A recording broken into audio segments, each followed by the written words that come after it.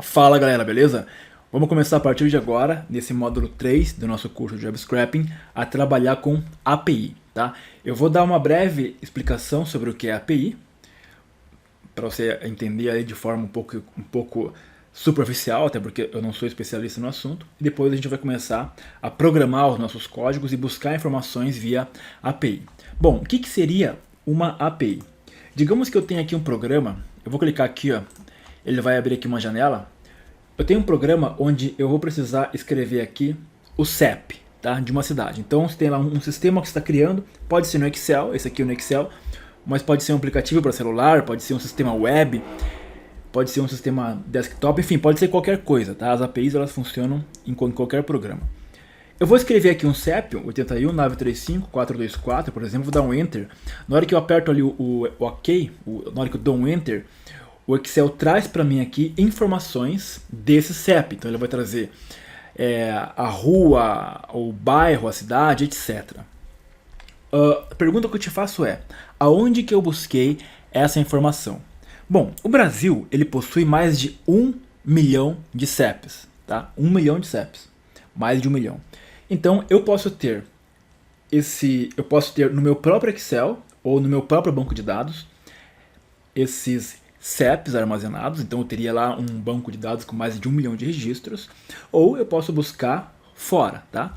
É claro que não faz sentido para mim armazenar uma informação dessa, não faz sentido para eu gerenciar um banco de dados com mais de 1 milhão de informações, tá? Até porque os CEPs eles estão sempre sendo atualizados, estão surgindo novos CEPs, etc.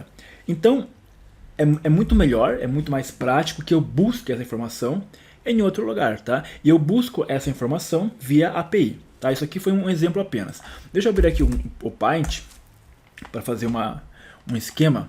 Então digamos que eu tenha lá uma pessoa, tá?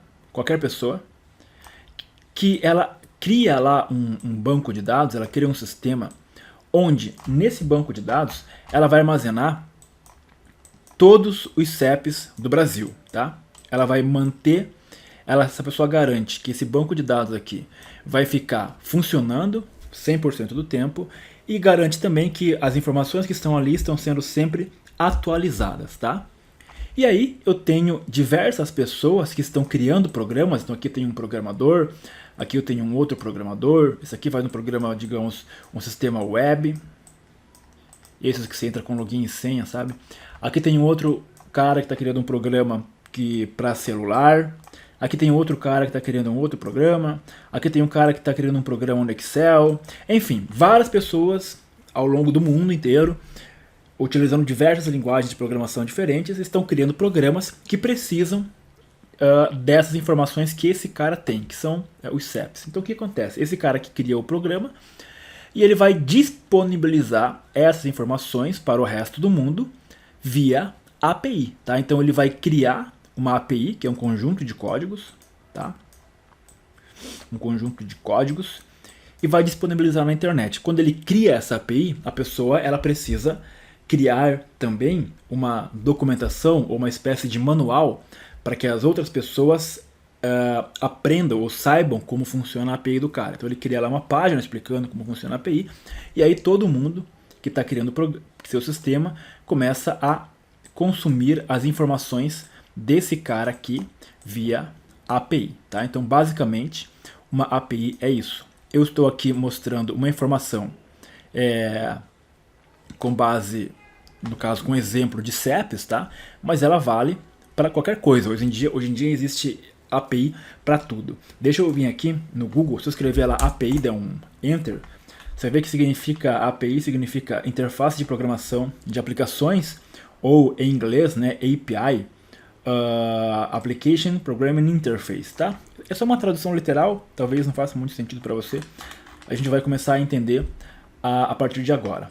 Bom, então eu mostrei aqui um exemplo de uma API. Quando eu escrevo aqui o CEP, esse meu programa no VBA envia uma requisição para uma pessoa, para um sistema, via API, e esse sistema me retorna a resposta com essas informações. Beleza?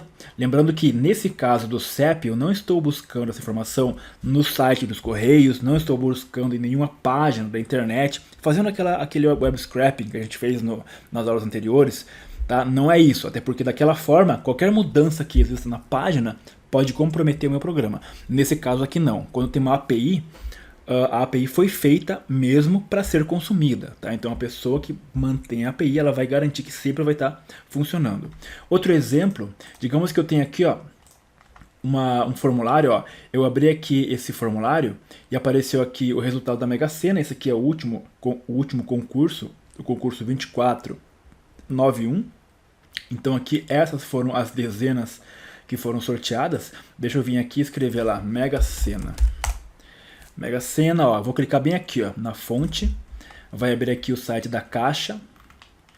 Ó, esse é o concurso 2491, que é exatamente esse daqui. 22, 29, 38, 22, 29, 38, tá? E assim por diante. Premiação, ninguém acertou as 6 dezenas. 83 pessoas acertaram 5 dezenas, ganharam 53 mil reais. É exatamente o que está aqui, tá? Então, aqui o número de acertadores 0. A quina, 83 pessoas. O prêmio, 53.600 reais. Se eu clicar aqui, ó, ele vai voltando os concursos anteriores e vai mostrando aqui para mim as dezenas que foram sorteadas e os vencedores, tá? Da onde que eu pego essa informação aqui? Eu pego de uma API. Então, alguém se comprometeu, alguém criou um banco de dados com todas as informações da Mega Sena e disponibiliza para as pessoas via API, tá? Eu não preciso ter esse registro salvo em nenhum lugar, tá? Eu vou lá e busco. Um outro exemplo é essa aqui da tabela FIP, tá? Então isso aqui também ele funciona via API. Eu vou escolher ali uma marca, por exemplo, Chevrolet. Na hora que eu escrevo Chevrolet, automaticamente já abre aqui uma lista com vários carros da Chevrolet, tudo atualizado, tá? Vou pegar aqui um Onix, por exemplo, que é um carro bem popular. Vou escolher aqui um modelo e vou clicar em consultar. Ele vai trazer para mim aqui as informações desse carro. Então tá trazendo aqui o mês de referência de maio, tá? O valor do carro, 59.311. Se eu for no site da tabela FIP e consultar, tem que bater o mesmo valor, tá? Apenas preste atenção no mês de referência que está maio. A gente está em junho, mas ele está buscando de maio, beleza? Claro, dá para atualizar também. Então isso aqui é API, beleza? É um código, é uma forma de conectar dois programas. Esses 3 exemplos aqui que eu mostrei para você, a gente vai trabalhar ao longo desse curso, beleza? Então vamos lá. Existem APIs que são APIs públicas e APIs privadas. O que é uma API pública? Uma API pública é uma API que está disponível para todo mundo usar de forma gratuita. Então o cara criou ali, às vezes, para testar algum programa ou para ajudar a comunidade de programadores e tá lá, tá? Uma API privada é aquela que a pessoa faz e ela cobra para que outras pessoas possam utilizar. E a maioria das APIs, cerca de 95% das APIs que existem, são APIs privadas, tá? As pessoas, então, elas cobram para que outras possam utilizar, até porque dá um trabalho enorme construir uma API e dá mais trabalho ainda você manter um banco de dados funcionando 100% do tempo, tá? Então as pessoas ganham muito dinheiro com a API.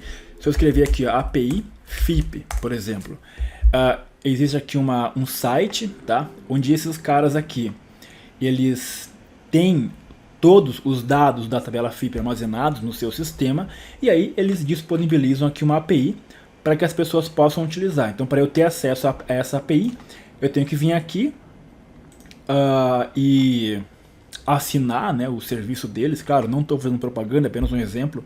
Então, eu assino aqui um serviço e aí eu vou ter direito ali a um número X de chamadas por mês, etc. Ah, mas por que eu não pego direto da tabela FIP, a API oficial? A gente vai falar sobre isso mais pra frente. A API da tabela FIP, na verdade, nem existe, tá? Quando eu escrevo lá tabela FIP, assim, ó, existe aqui esse site, que é o site oficial da tabela FIP. Eles deixam bem claro aqui, já em algum lugar, que eles não... Aqui, ó. Não disponibilizamos serviço de API, tá? Então eles não têm API, eles não disponibilizam. Porém, quando eu faço uma busca aqui, ó, aqui, quando eu clico nesse botão pesquisar, essa página busca as informações via API. Então existe uma API, só que não é uma API que eles disponibilizam para a gente usar. Claro, a gente vai vir aqui, vai inspecionar essa página e vai descobrir qual que é a API que eles usam, tá? Porém, esse sistema aqui é um sistema para que eu faça consultas individuais. Eu venho aqui, consulto o meu carro, etc. Não é uma consulta para ser feita em massa. Então, se eu crio um programa, um sistema, e eu uso essa API que está aqui, na medida em que várias pessoas vão começar a utilizar o meu programa e fazer chamada API, o site da tabela FIP, eles vão identificar que está tendo requisições em massa e eles vão bloquear o meu programa, tá? Então é por isso que existem serviços que vendem APIs, que vendem a API da tabela FIP, porque eles garantem que aqui você pode fazer chamadas, quantas chamadas você quiser, você não vai ser bloqueado, porém eles cobram por isso, tá? Então muitas pessoas ganham dinheiro com isso, tá? Então existe API para tudo. API para buscar resultados de jogos esportivos, API para serviços do clima, por exemplo. Eu tenho um aplicativo, eu estou criando um sistema onde tem que saber qual que é a previsão do tempo, etc. Tá? Então tudo hoje existe API, tá? Existe a API do Google para calcular a rota, então eu coloco lá vários endereços que tem que fazer a entrega, envio isso para o Google via API, o Google já me devolve uma resposta dizendo qual que é o melhor trajeto que eu tenho que seguir, enfim, tá? Hoje em dia tem API para tudo, beleza? A maioria delas são pagas. Então já que você entendeu, vamos começar agora a trabalhar. Vamos criar primeiramente esse programa aqui, ó, beleza? Deixa eu fechar essa janela do Excel. Vamos abrir uma Excel em branco.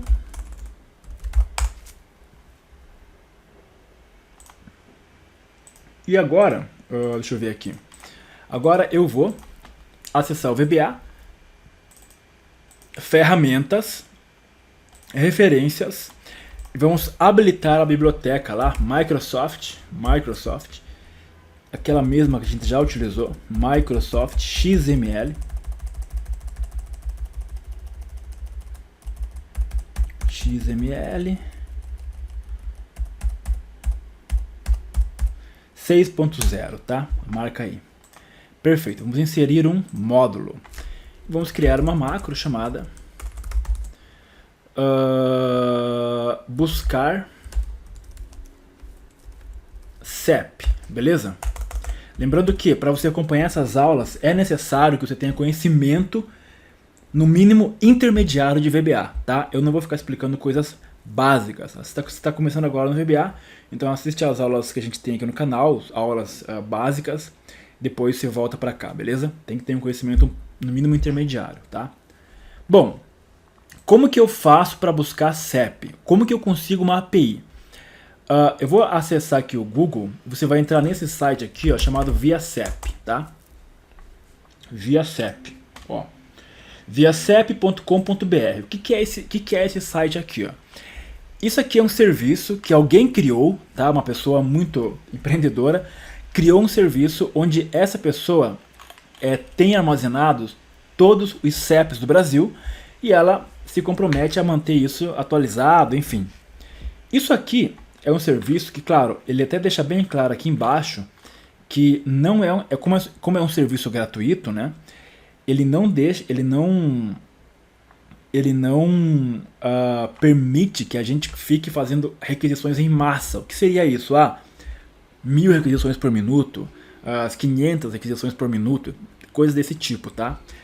Tá escrito aqui embaixo. Ó. Se ele constar o uso, se ele detectar o uso de requisições em massa, eles vão bloquear o seu IP. Então a gente vai usar isso aqui apenas a título de teste mesmo, a título didático, tá? E eles não distribuem ou comercializam a sua base de dados, tá? Obviamente isso aqui deve ser bem trabalhoso manter. Então aqui tem a API, tá? Isso aqui tudo é API e ele explica como que se usa, tá? Então a gente vai começar a consumir esses dados aqui. Eu já li tudo, então só apenas você vai seguir o que eu estou falando. Depois pode entrar aqui também e ler, tá? Vamos voltar lá para o VBA. e eu vou declarar uma variável chamada hack, tá?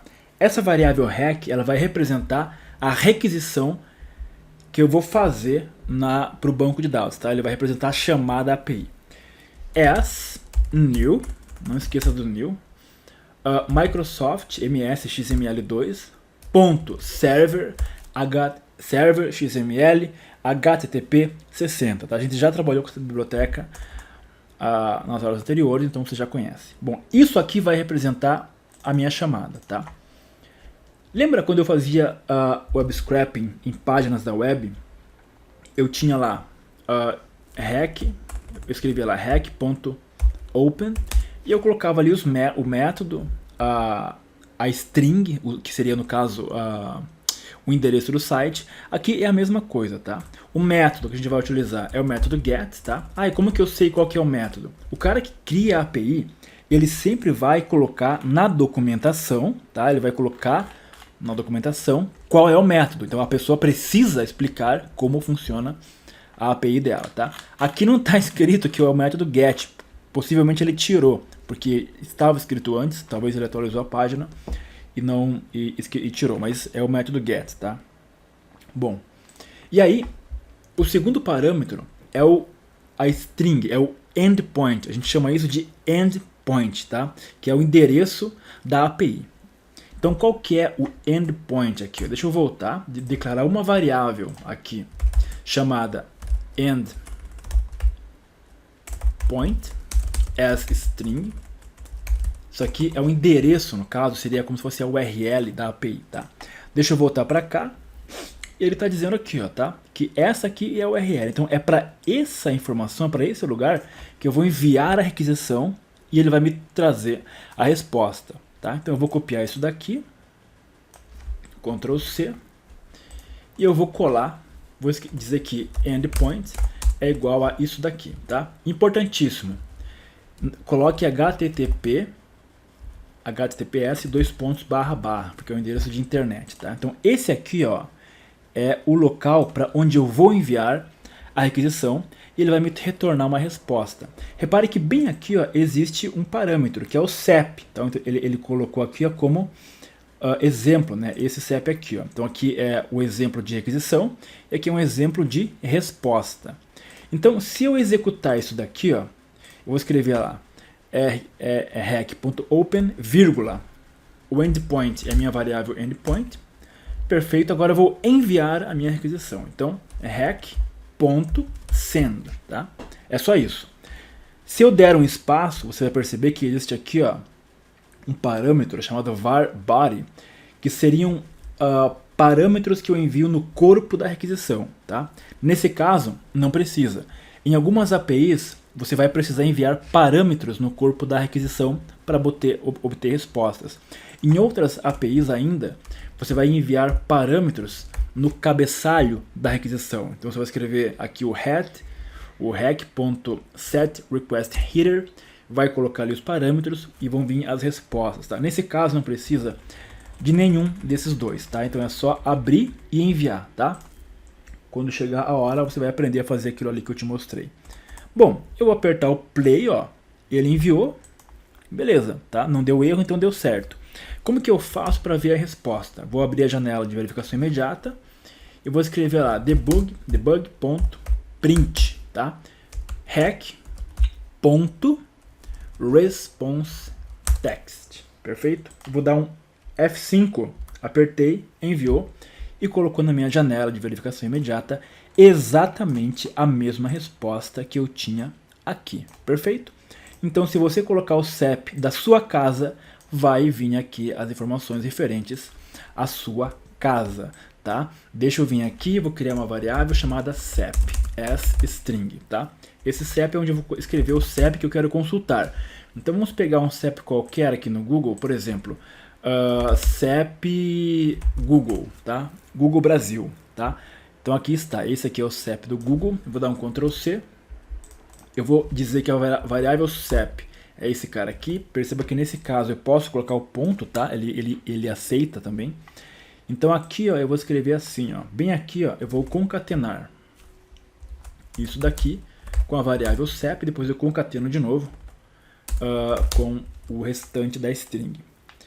Eu vou dar um F5 e aí ele trouxe lá, ó, Logradouro, Avenida Brigadeiro Faria Lima, bairro Itaim Bibi, não sei se essa é a pronúncia, cidade de São Paulo. Avenida Brigadeiro Faria Lima, Itaim Bibi, São Paulo. Perfeito? Então aqui está já a nossa consulta de CEP funcionando. Você viu que é bem mais simples, bem mais fácil do que tudo aquilo que a gente havia feito anteriormente naqueles outros métodos que iam no site do correio, não sei o que, não sei o que. Trabalhar com a API é muito mais simples, tá? Qual que é a parte chata da API? É que as respostas vão vir nesse formato aqui, ó, tá? Isso aqui é um formato que a gente chama de JSON, tá? JSON significa JavaScript Object Notation. Seria uma notação de objeto JavaScript, tá? Então isso aqui é um objeto JavaScript. A resposta ela pode vir tanto em JSON como em XML.